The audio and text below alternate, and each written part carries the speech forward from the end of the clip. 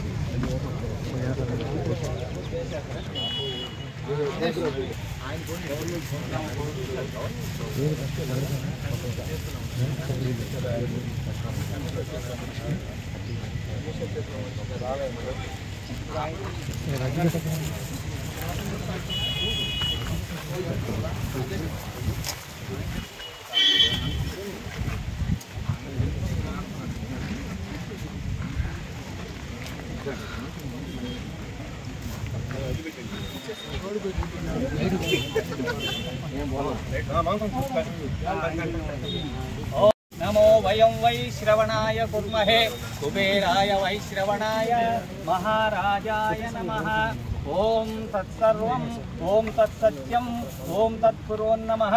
अन्तस्य रहित भूतेषु गुहायां विश्वमूर्तिषु त्वं यज्ञस्य वशस्कारस्तं आपो ज्योतिरसोमृतं पूर्वस्वरूं टंकाय కొట్టియా టంకాయ కొట్టి జ్యోతి వెలగాల పటన్ టంకాయ కొట్టండి తర్వాత జ్యోతి ఆ ఎలిగించో అక్కడ పెట్టు. ఓం జన్నో నిగ్రహ సంవరుణః ఇంద్రో బృహస్పతిః శంభో విష్ణుర్నమః. నమో బ్రహ్మణే నమో దేవాయ తమేవ ప్రత్యక్షం బ్రహ్మాణి.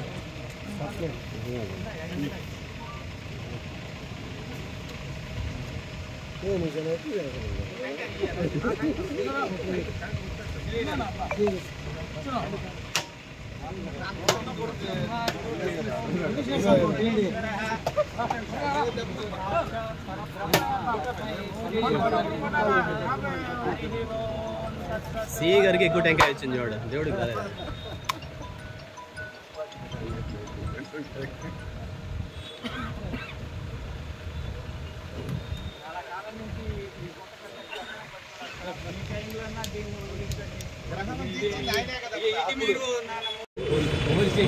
దానం చేశాడు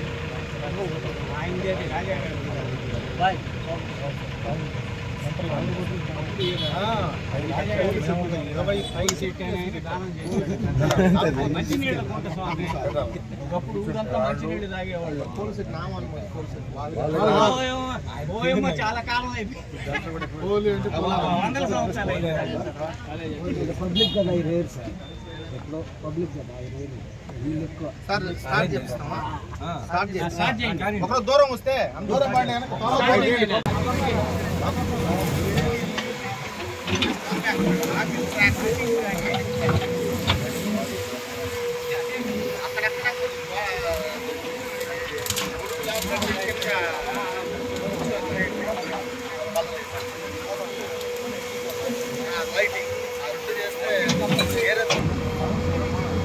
గాలి కూడా బాగుంది. గాలి కూడా బాగుంది.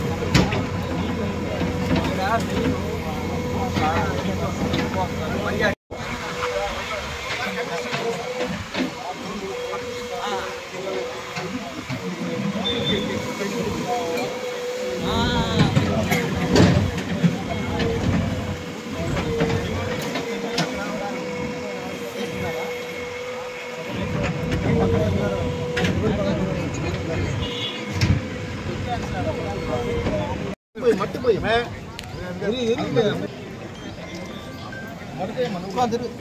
మట్టి దోసి ఒక నీళ్ళు సాకి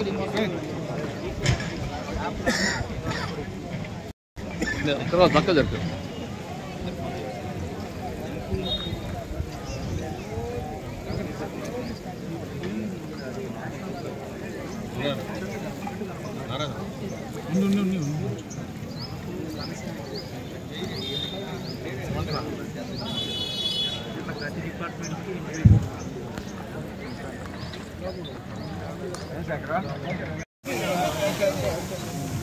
బకరా బకరా నొట్టిచ్చి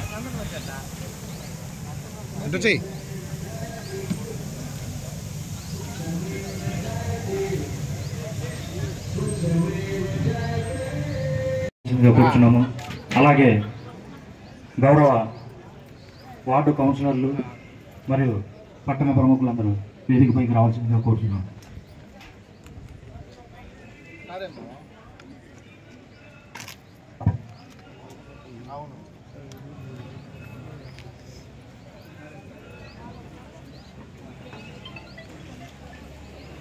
సభ్యుల వారు అలాగే ఇక్కడ చేసినటువంటి ప్రజలందరికీ నమస్కారం. నా వంతు కృషిగా స్వచ్ఛతా కార్యక్రమాల కొరకు శ్రమదానం చేసి పరిశుభ్ర ఆంధ్రప్రదేశ్ సాధించే సంకల్పానికి కట్టుబడి ఉంటానని ఈరోజు పరిశుభ్రత గురించి నేను వేసిన ఈ ముందడుగు ఆంధ్రప్రదేశ్ రాష్ట్రాన్ని శుభ్రపరచడంలో ఈ రోజు నుండి నా తోటి వారికి కూడా స్వచ్ఛతపై మరియు పచ్చదనం పెంపొందించుటకు అలాగే గ్రీన్ ప్రయత్నిస్తానని మన ఆంధ్రప్రదేశ్ను స్వచ్ఛ ఆంధ్రప్రదేశ్గా తీర్చిదిద్దేటట్లు వంతు కృషి చేయాలని ప్రమాణం చేస్తున్నాను. కొన్ని సూచనలు చేసి ఉన్నారు. వాటి ప్రకారం వడదెబ్బ లక్షణాలు వచ్చేసి తలనొప్పి, తల తిరగడం, తీవ్రమైన జ్వరం కలిగి ఉండడం, మత్తు నిద్ర, ఫిట్స్, పాక్షిక లేదా పూర్తి అపస్మారక స్థితి ఉంటాయి. వీటి నుండి కాపాడుకోవడానికి స్థానిక వాతావరణం సమాచారం తెలుసుకుంటూ అప్రమత్తంగా ఉండాలి.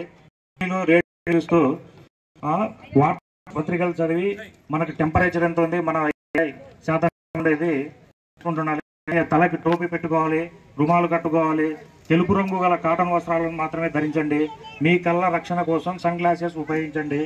వీలైనంత వరకు ఇంట్లో ఉండడానికే ప్రయత్నించండి. దాహం వేయకపోయినా తరచుగా నీటిని తాగండి. ఉప్పు కలిపిన మజ్జిగ, గ్లూకోజ్, ఓఆర్ఎస్ కలిపిన నీటిని తాగవచ్చును. అలాగే వడదెబ్బకు గురైన వారు సాధారణ స్థితికి రానిచో దగ్గరలోని ప్రాథమిక ఆరోగ్య కేంద్రానికి తరలించాలి. ఎండలో నుంచి వచ్చిన వెంటనే నీరు కానీ నిమ్మరసం కానీ కొబ్బరి నీరు కానీ తాగాలి. తీవ్రమైన ఎండలో బయటకు వచ్చినప్పుడు తల తిరుగుట, వాంతులు, ఇతర అనారోగ్య సమస్యలు ఏర్పడితే వెంటనే దగ్గరలోని వైద్యుని సంప్రదించవలసిందిగా కోరడమైనది. ఇంటి వాతావరణం చల్లగా ఉంచుకోండి. ఫ్యాన్ వాడండి. చల్లని నీరు స్నానం చేయండి. తక్కువ ఖర్చుతో కూడిన చల్లదనం కోసం ఇంటిపై కప్పులపై మొక్కలను కుండీలో పెంచండి. తక్కువ ఖర్చుతో కూడినటువంటి ఇంటి పైకప్పులపై వైట్ పెయింట్ కూడా వేయవలసిందిగా కోరుచున్నాం. అలాగే cool roof technology, cross ventilation, thermocol, insulation వంటివి ఉపయోగించాలి. మేడపైన మొక్కలు, ఇంట్లోని మొక్కలు భవనాన్ని చల్లగా ఉంచుతాయి. అదేవిధంగా ఉష్ణతాపాన్ని తగ్గిస్తాయి. కావున దయచేసి ఈ సూచనలన్నిటినీ పాటించవలసిందిగా కోరుచున్నాము. స్వచ్ఛాంధ్ర స్వర్ణాంధ్ర కార్యక్రమానికి ముఖ్య అతిథులుగా విచ్చేసినటువంటి స్థానిక శాసనసభ్యులు, పెద్దలు, గౌరవనీయులు, పెద్దలందరికీ కూడా పెద్దలందరూ ప్రముఖులకి ఓడవటం అనేది తీసుకెళ్లి ఆ చెత్తని చెదారాన్ని దూరంగా వేయటం అనేది చేస్తాం. ఈ రోజు కూడా కొంత సమయం పరిశుభ్రంగా ఉంటాయి. మన పిల్లలు వస్తుంది ఆ వ్యాధులు. కాబట్టి దయచేసి శుభ్రత అనేది పాటించండి. ముఖ్యంగా మనం ఈరోజు ఈ యొక్క గుంటకట్టు ఏరియాని స్థానిక శాసనసభ్యుల వారితోని దాన్ని అంతకుముందు గతంలో ఎప్పుడో ఈ యొక్క నడబొడ్డున ఉన్నటువంటి ఈ గుంటకట్టు ప్రాంతం అంతకుముందు పాదచారులతోని ఎక్కువగా వాకర్స్ ఎక్కువగా దీంతో తిరుగుతా చాలా సందడిగా కలకలలాడుతూ ఉండేదంట ఒకప్పుడు. అటువంటి పరిస్థితుల్లో మేము ఈ మధ్య కాలంలో చూడటం ఏంటంటే చాలా కాలం నుంచి నిరుపయోగంగా మారిపోయింది. ఈ నిరుపయోగంగా మారిపోవటం కాకుండా చాలా అసాంఘిక కార్యకలాపాలకి అడ్డాగా నిలబడింది. కాబట్టి మేము అప్పుడప్పుడు ఈ మధ్య కాలంలో దాదాపుగా 20 సార్లు దీని మీద రైడ్ చేసి ఇక్కడ నుంచి చాలా మంది మందు బాబుల్ని తీసుకెళ్ళడం జరిగింది. ఈ మందు బాబులందరినీ తీసుకెళ్లి వాళ్ళకి కౌన్సిలింగ్ ఇచ్చి వాళ్ళ మీద కేసులు పెట్టి మేము చేయాల్సినటువంటి పరిస్థితి చేస్తానే ఉన్నాం. అయినప్పటికీ ఏ మార్పు లేదు. కారణం ఏంటంటే అది క్లియర్గా లేకపోవటం.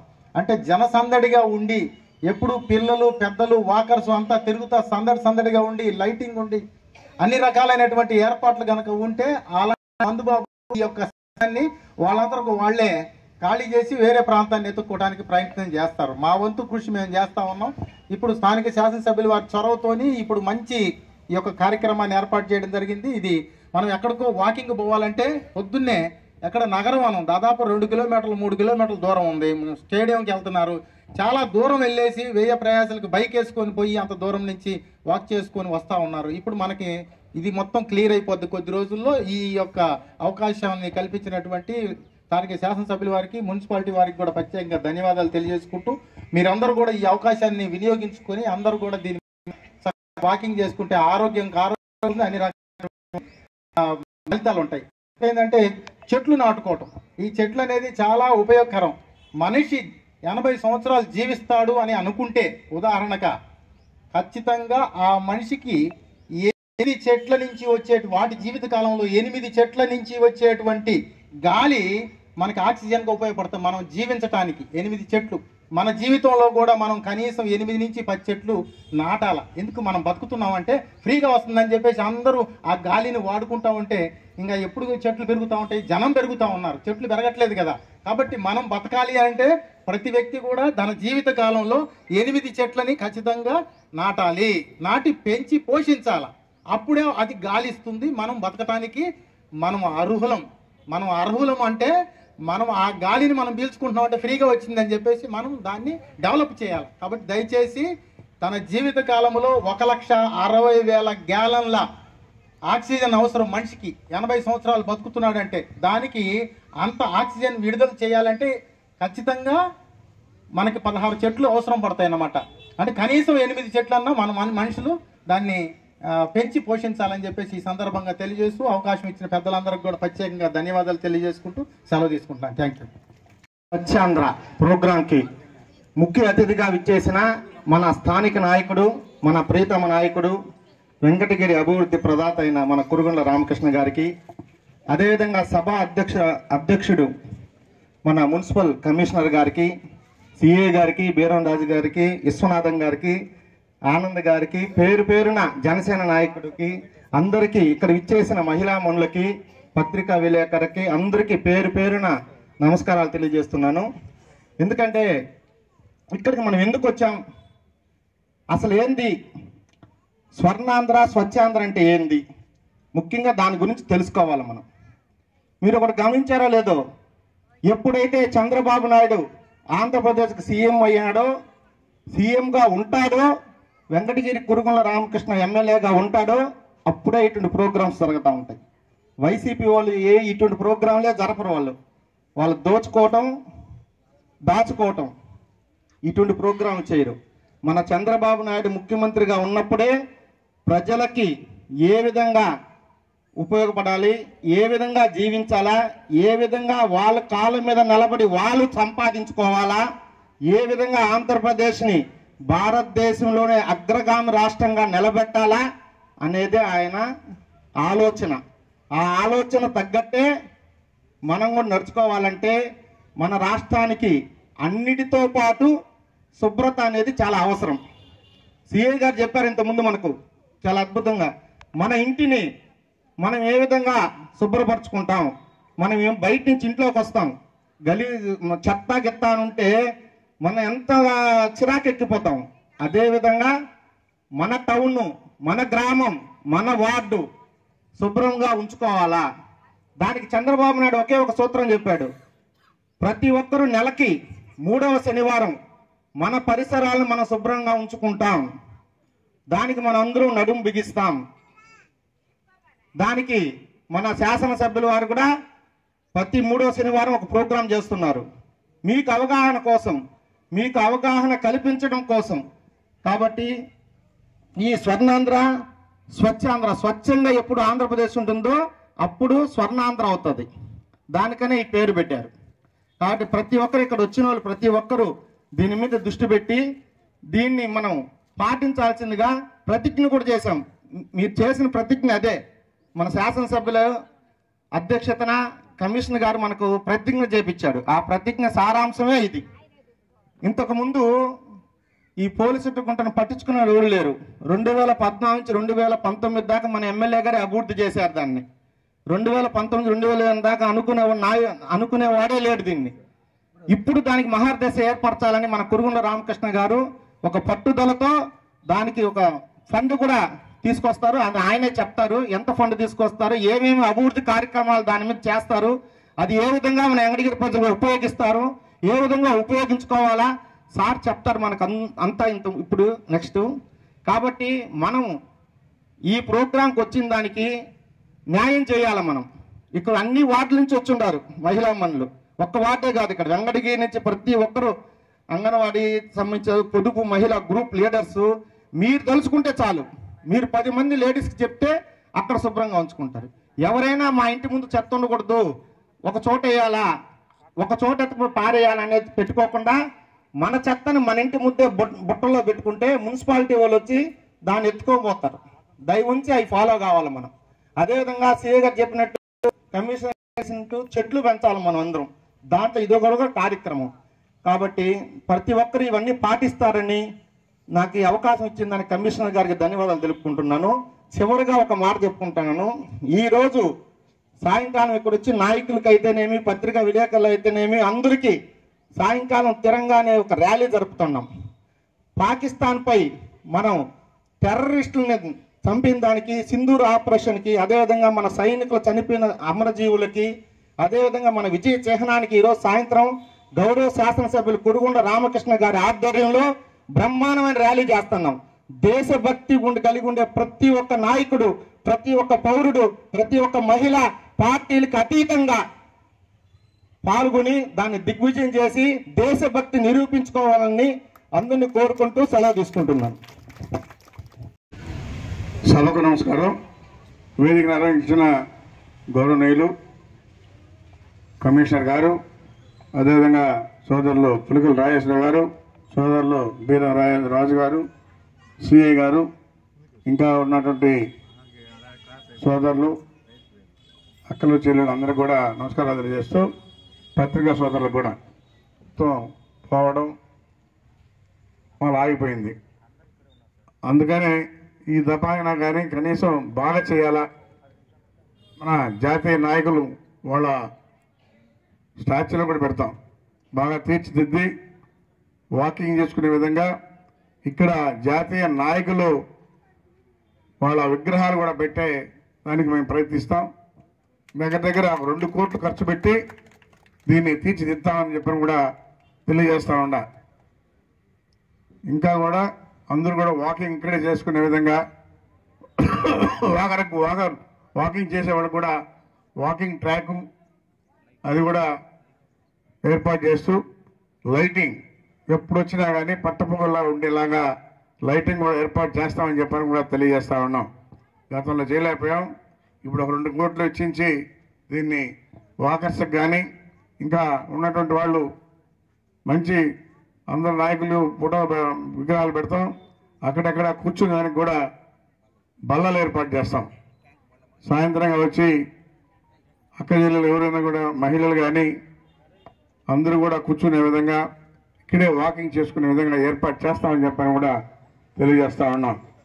గతంలో చేయలేకపోయారు, మాకు టైం లేక ప్రభుత్వం పోవడం, 5 సంవత్సరాలు వైసీపీ గవర్నమెంట్ వచ్చినా కానీ వాళ్ళు ఇలాంటి కార్యక్రమాలు ఎక్కడా కూడా చేయలే. అదే ఇప్పుడు సోదరులు చెప్పారు. కాబట్టి ఈ దఫా బ్రహ్మాండంగా దాన్ని తీర్చిదిద్దేదానికి నా వంతు నేను ప్రయత్నం చేస్తానని చెప్పని కూడా తెలియజేస్తూ, ఒక 2 కోట్ల రూపాయలు ఖర్చు పెట్టి ఈ విగ్రహాలు అన్నీ కూడా పెడతామని చెప్పని కూడా తెలియజేస్తూ, అందరికీ కూడా పేరు పేరున ధన్యవాదాలు తెలియజేస్తూ సెలవు తీసుకుంటున్నాం. 4 గంటలకి మేమందరూ కూడా వస్తే చాలా సంతోషిస్తాం. 1000 మంది చేయాలని చెప్పి కూడా ప్లాన్ చేస్తా ఉన్నాం. మహిళా మతాలు కూడా రావచ్చు, అందరం కలిసి కూడా చేయొచ్చు.